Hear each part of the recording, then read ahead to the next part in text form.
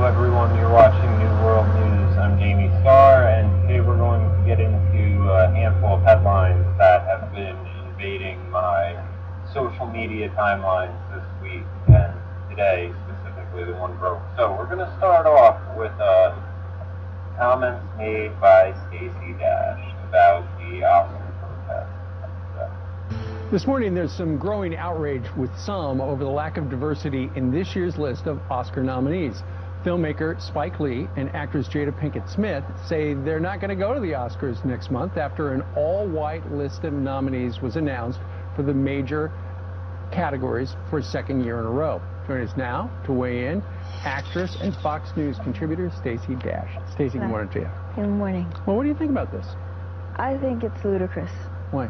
Because we have to make up our minds. Either we want to have segregation or integration. And if we don't want segregation, then we need to get rid of channels like BET and the BET Awards and the Image Awards, where you're only awarded if you're black.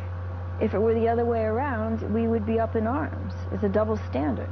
So you say there shouldn't be a BET channel? No, I don't think so, no. Just like there shouldn't be a Black History Month. You know, we're Americans, period, that's it. Are you saying there shouldn't be a Black History Month because there isn't a White History Month? Exactly, exactly. Al Sharpton has jumped on this boycott bandwagon. He says, don't watch because Hollywood, here's a quote, Hollywood has become like the Rocky Mountains. The higher you get, the whiter. The whiter you get. Well, that's not necessarily true. And if it is, you know, that needs to change. What I find astounding is that we've had a president who is black in office for the past 8 years, who gets most of his funding from the liberal elite in Hollywood. Mm-hmm. Yet there are not very many roles for people of color. How can that be? And why is it just now being addressed? I can understand Jada Pinkett Smith's frustration that her husband wasn't nominated for, you know, he did a great job in the movie Concussion. Mm-hmm. But at the same time, what does that say about how people are selected for these awards? Right, that's assuming they're selected by race, which I think would be a very disservice to the people who are looking at the films and making the choices. Maybe they need to be more, you know, integrated, and there need to be more diverse people in the process of electing. In the Academy. In the Academy. The demographics of the Academy apparently are secret, but for the most part, according to some investigation out in Hollywood, it's predominantly white males. Mm-hmm. Really? Yeah. So maybe that says something about who they select, or are they looking for that, or the best movies and the best actors? I hope they're looking for the best movies and the best actors. The good news is that there's attention brought to it now. But like I said, over the past 8 years, we've had a president black who gets his funding mainly from Hollywood, the elite liberals. Yeah. So it's odd to me that this has now become such an issue. Well, let's see what happens, because they are calling for people not to watch it. Let's see if the ratings go down. I doubt it. By the way, before you go, happy birthday. Oh, thank you. It's her birthday today. All right, Thank Stacey. you very much. Thank you very much. Thank you. Good luck to you today. Alright, so a few things. I always consider award shows to be a pageantry of sellouts, so I don't know if people watch it in the first place, which is what I think is funny. I think there's more intention to boycotting it. And as far as Stacey Dash's defense, you know, people have taken this first little clip. This is my first time watching the whole thing, and I think everything she says sounds completely reasonable. She even said, you know, we should check for more diversity in people that are analyzing and nominating these films, rather than settling for superficial diversity and, say, having a token black guy nominated in every category. People are latching on to her BET remark, which I completely agree with, and I'm going to show you why. I'm ill prepared for this, but let's just say,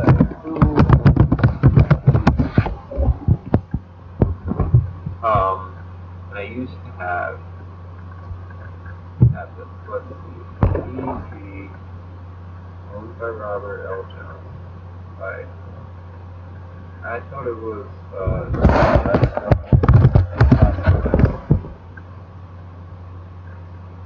well,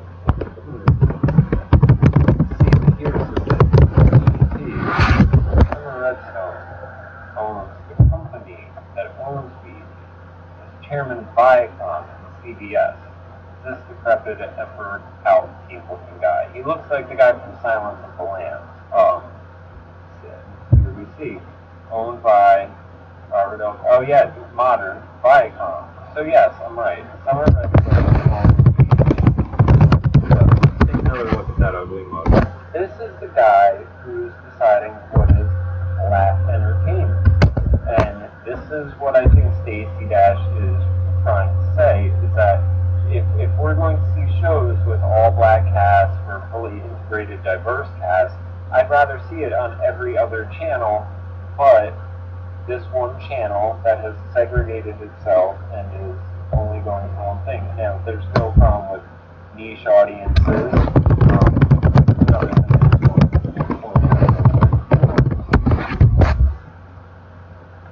There should be a little graphic where it breaks it all down. Here we see that all of the TV companies are owned by a small handful of corporations and their subsidies, and then they have subsidies. Here we see CBS, Viacom, BET, MTV, Nickelodeon, Comedy Central.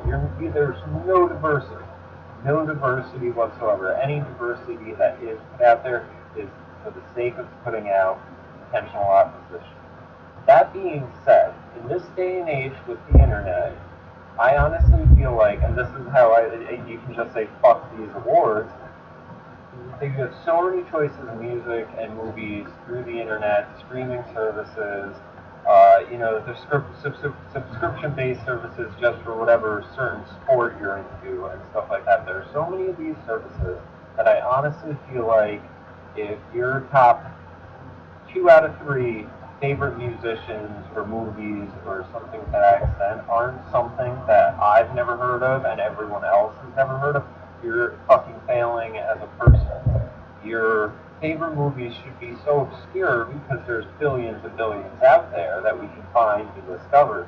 That everyone's taste, if they were really utilizing the internet, would be so obscure that anytime you say, oh, like this movie I saw, someone's response should say, I've never heard of that, I'll have to check it out. Like, that's what should really be going on. But instead, we have this system that everyone claims they hate, and then they love everything it gives them. It's really ass backwards. So, beyond that, I did also want to bring up, and here's another thing where Stacey Dash was defending herself, and this was the thing, most people were trying to make comebacks at her, was like, oh, but you were on BET, and she comes out and says that, oh, well, name the top shows that are on BET right now. No one even knows them. No one's paying attention to this channel. She's just saying, she'd rather see things like Blackish is on either ABC or NBC. Bill Cosby was about to own NBC until he got shut down. And that's the thing. These media companies are run by like monsters. You got to have a certain sort of mentality to do what these people do. And then she goes on and basically says that it would be different if the Oscars represented the percentage of moviegoers who different ethnicities, but they don't. And saying that just giving out Oscars based on what the audience thinks as opposed to the Academy is like giving $1 million to the guy sitting on his couch for watching Survivor, or giving a Nobel Peace Prize to a president who escalated wars in Iraq and Afghanistan. And says, no, that would be unreasonable. She's taking a jab at Obama in case that went over anyone's heads. She says, my problem goes back to the notion that every area of life needs to break down exactly according to demographic ratios, except in those where black people have decided they want their own space. I don't have a problem with black people having their own space. I have a problem with the folks at BET absolutely freaking out when other institutions don't match up with what they think is best. National Review put it this way: from their undisputed cultural heights, progressives have sold American people on the fantasy that America is racist unless every demographic group enjoys the benefits of its life and shares its burdens in exact proportions to their numbers. Except, of course, when it comes to areas of the culture dominated by African Americans. And this is basically saying no one's protesting the NBA for lack of diversity. no one's protesting rap music because of the lack of diversity. It's just the way it's breaking down. Blacks are better basketball players than 5-foot-tall Jews and Asians. There's not a problem with this. We don't need the government to come with some guns and fucking institutionalize this all so that it all breaks down. This whole idea of equal outcome as opposed to equal opportunity is where everything's getting fucked up for everyone, because yes, the 5-foot-tall Jewish kids all have the same opportunity to be NBA players. Why would they want to? I mean, there's plenty of other people that are better. I mean, they could try and maybe they'll get there. There's an Asian guy who's like a breakout star. People would say that doesn't fit the stereotypes, but the stereotypes tend to have some basis in reality. That's why they stick around. Otherwise, they'll just be dismissed as craziness. So, then here she just goes on and says, BET lies to American black people by telling them the rest of America is racist. So stick close to your own kind. Anything that promotes segregation is bad. This goes on, and it's very typical of liberals with anything where everyone is a racist, sexist, bigoted, homophobe, and it's like this mental plantation they try to keep everyone on. Where, I mean, all she said, again, if Puff Daddy started his own TV station, something TV like Revolt TV, I believe. People should be subscribing to that as a better representation of black entertainment, something that's actually owned, operated, and run by black people than BET, which is not.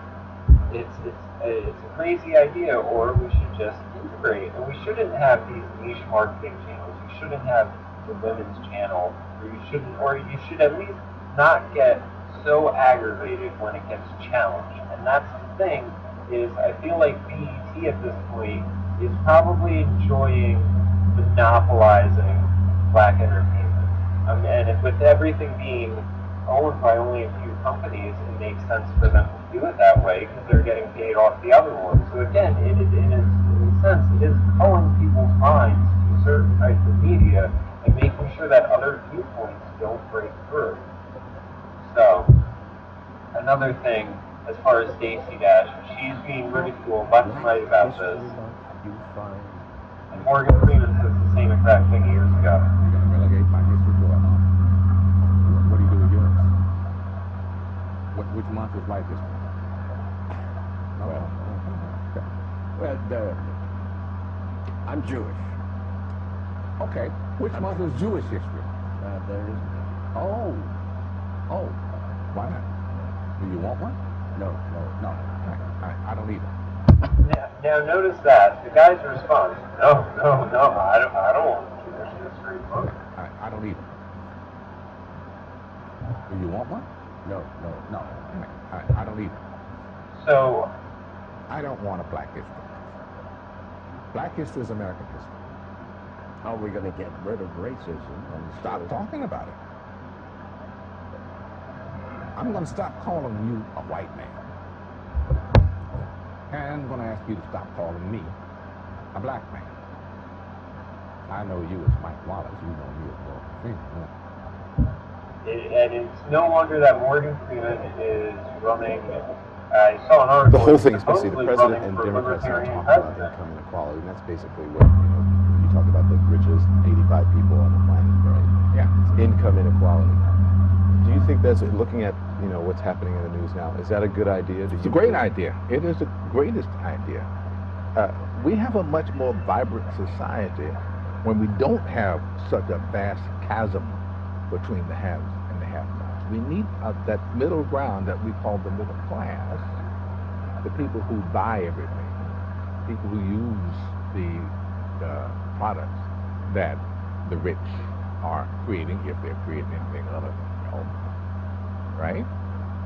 So it's what's happening with the Chinese economy right now. They're changing their whole outlook because they need consumers. And without a middle class, you're not going to have consumers. You're not going to have it at the level that we normally would have it. So can I go back to, because I thought what you said was fascinating. You called it bull, and you said people can't pull themselves up. Do you think that race plays a part in wealth distribution, or either a mindset that you can't Today? or cannot? Yeah. No, I don't. You and I, we're priests. What does race have anything to do with it? Put your mind to what you want to do and go for that. It's kind of like religion. It's a good excuse. You know, I said, and the Morgan Freeman is completely right. People who buy into this mindset have a religious type mindset with it, where it's the cultural Marxist, nothing can deviate from the narrative. Everything is very oversimplified, you versus us versus them, bad versus good.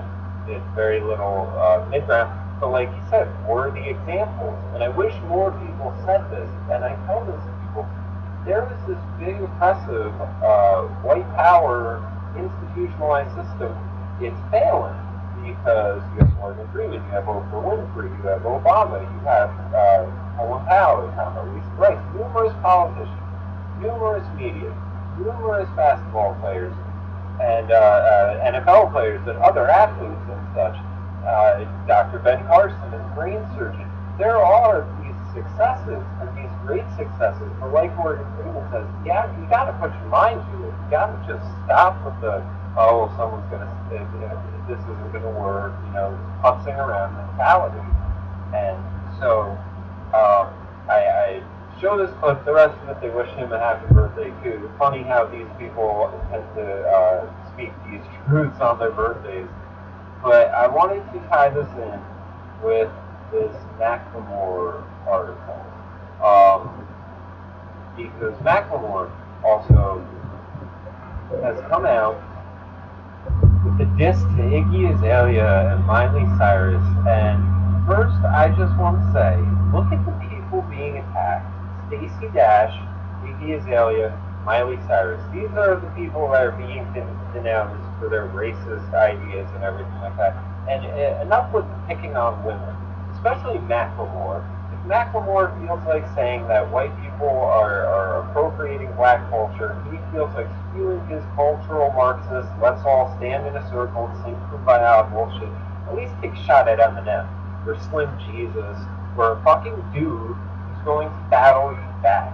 Nothing against Iggy Azalea or Miley Cyrus. I'm sure they could probably kick Macklemore's ass any day of the week. But realistically, I wish he would just diss Eminem, and Eminem would end his career the same way he did to Cannabis and Benzino, Ja Rule, and everyone else.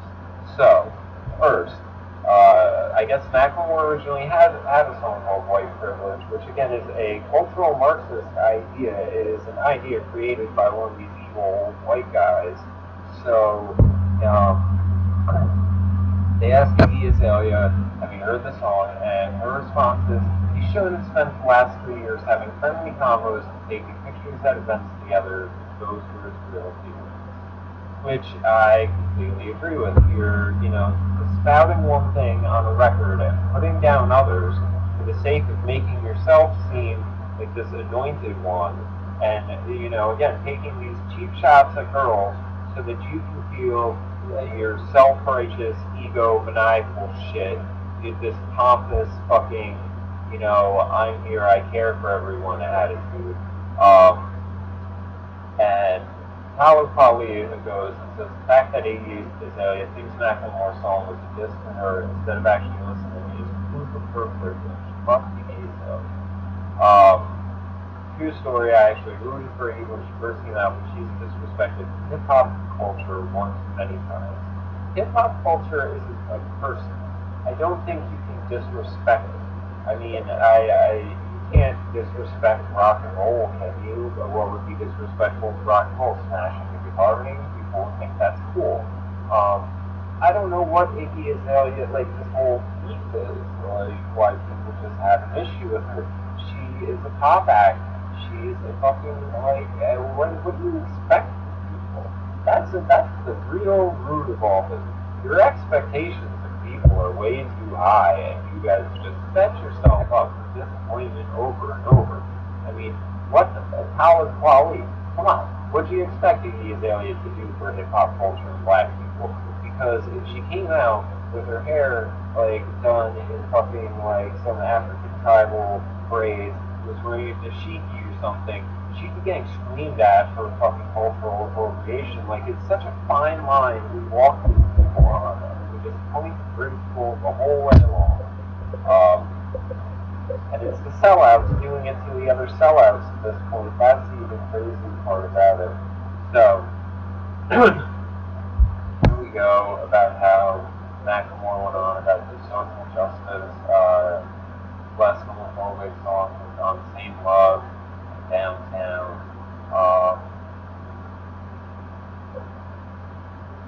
The one thing though, this guy who wrote this, I assume this is probably a black guy, it says white privilege shows merely a display of the very white privilege Macklemore is looking to indict on others.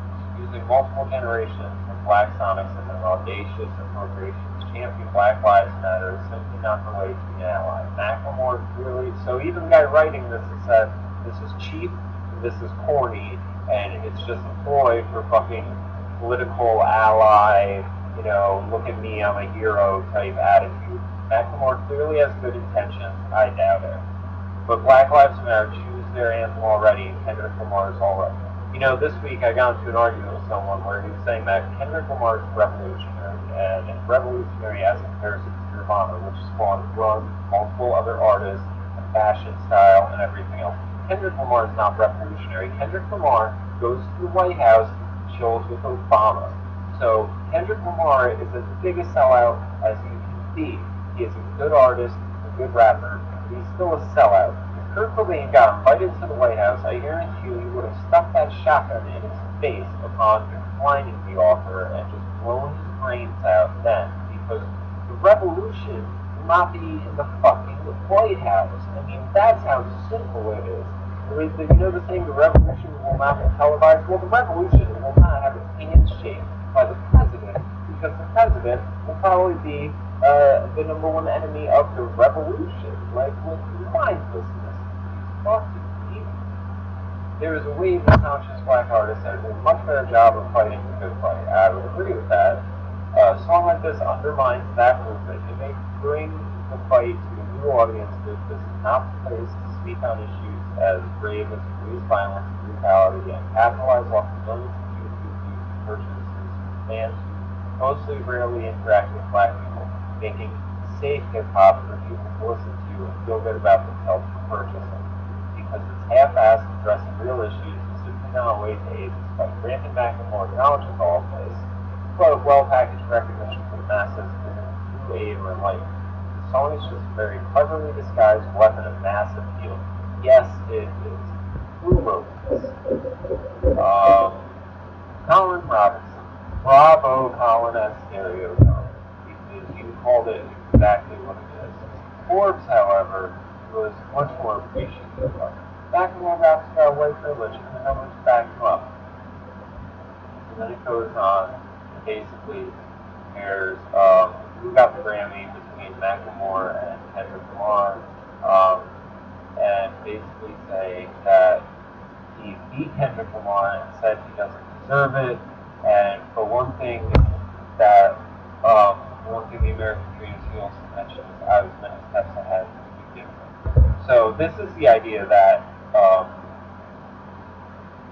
Morgan Freeman just announced, is the concept that blacks and whites, one is born with an advantage and one is born at a loss or something in life. And Macklemore is spewing this shit and saying, I mean, he's not saying, oh, well, I probably beat Kendrick Lamar because I'm a copy fucking sellout commercial fucking bullshit, let's all dance and sing Kumbaya style music, rather than Kendrick Lamar, which is actually, you know, reflective of his lifestyle, his you know, the street, black history and everything like that. It's so I see it just on that. You have this mass appeal, fucking corny bubblegum cotton candy fluff artist. Then you have Kendrick Lamar, who's like nitty and gritty, and Kendrick Lamar. I mean, it seems like that's why you don't respect the system, because they're sellouts and they fucking like encourage corniness. So surprise, surprise, the system sucks. I just don't see the big deal.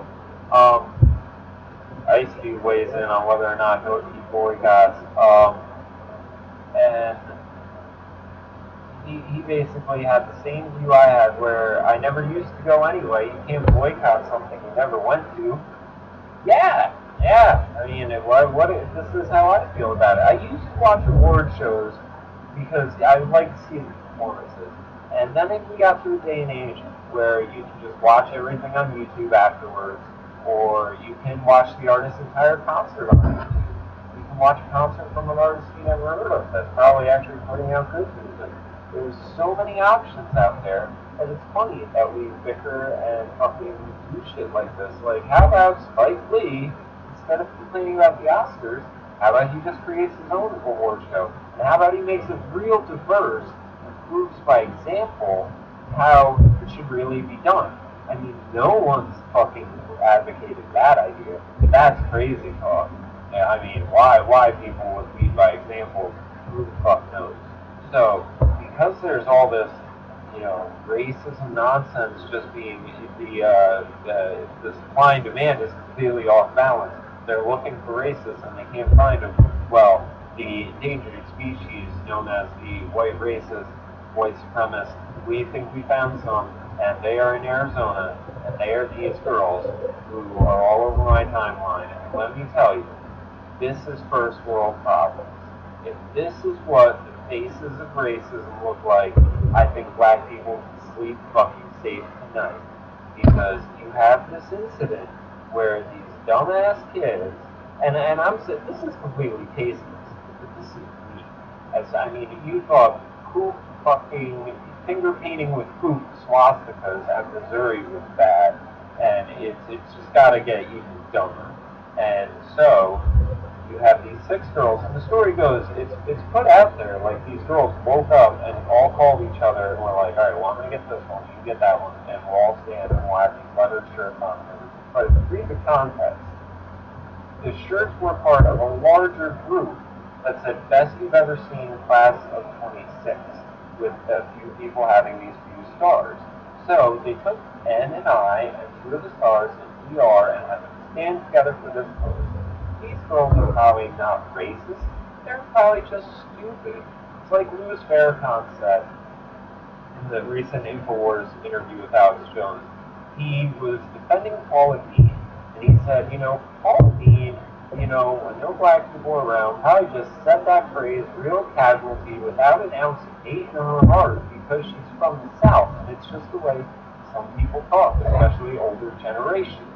And it's crazy to crucify her and act like she is some evil, demonstrous demon. When black comedy will be like nigger, nigger, nigger. Rap music will be like nigger, nigger, nigger.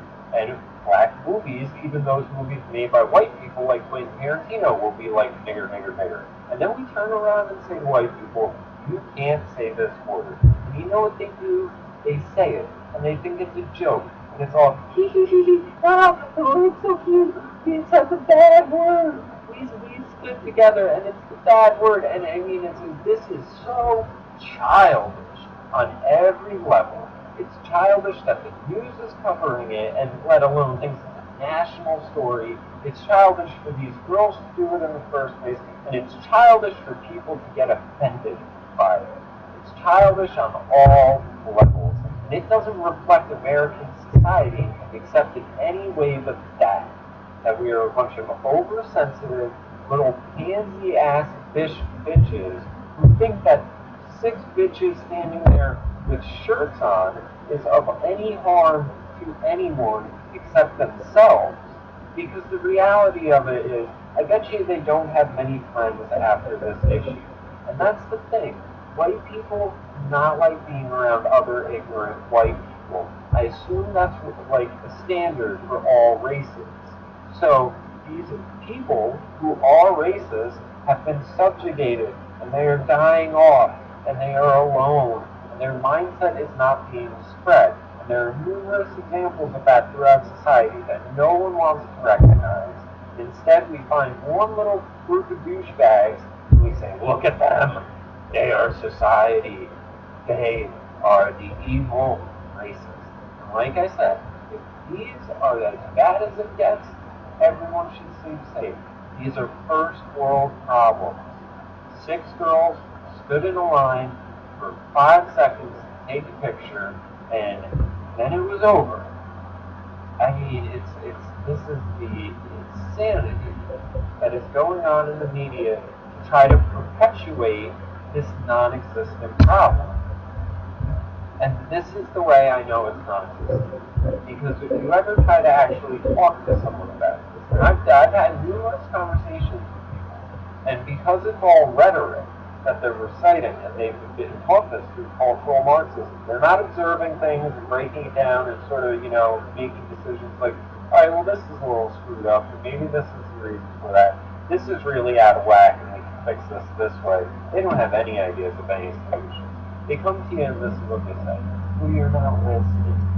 You're talking, but you're not listening. And it's, no, I've listened already. I've listened to a lot of it, and I've seen past it. Let me tell you where we can expand on this and actually solve it. Or you have to, well, what you really need to do is, because you wouldn't know, because what is you need to imagine what it's like to be black. And what I have to say about that is that if me imagining what it's like to be black is going to solve racism, it sort of seems like an imaginary problem. Like, I don't think slaves, when they were like chained up and stuff, were imagining freedom. They actually were like, okay, these shackles on my feet have me fucking stuck here. I gotta do something so I'm no longer living in these shackles.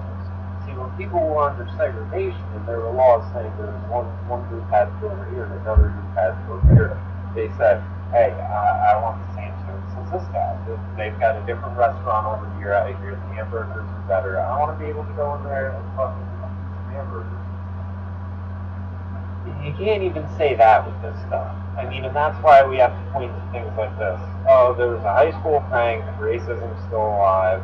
Bravo, it's an endangered species at this point. This is what it proves. So, bravo Stacey Dash, bravo Morgan Freeman, bravo Colin from Stereo Gun. Thumbs down to these girls, and thumbs down to everyone who's offended by all this shit. That's this assault.